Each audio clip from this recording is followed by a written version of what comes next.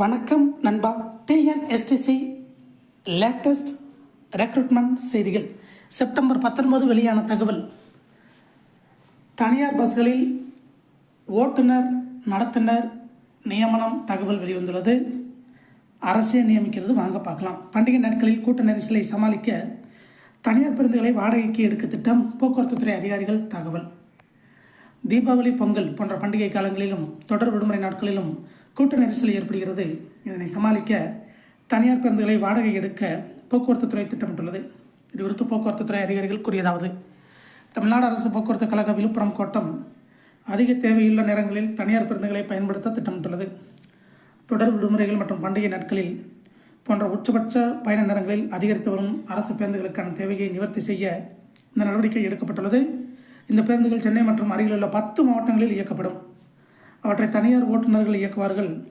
இந்த திட்டத்திற்கான டெண்டர் விரைவில் இறுதி செய்யப்படும். இந்த பேருந்துகள் ஆண்டுக்கு 10 முதல் 15 நாட்கள் மட்டுமே பயன்பாட்டில் இருக்கும்.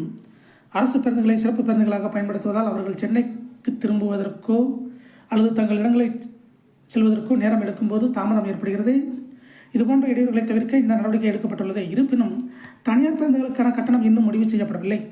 கிலோமீட்டர் அடிப்படையில் கட்டணத்தை நிர்ணயிக்க அதிகாரிகள் பரிந்துரைத்துள்ளனர். கட்டணத்தில் மாற்றம் ஏதும் இருக்காது. அரசு போக்குவரத்து கழகத்தின் வழித்தடத்தில் தான் பேருந்துகள் இயக்கப்படும். மேலும் பயணிகளிடையே குழப்பத்தை தவிர்க்க தனியார் பேருந்துகளில் விழுப்புரம் கோட்டத்தின் லோகோ இடம்பெற்றிருக்கும். இவ்வாறு அவர்கள் கூறினர்.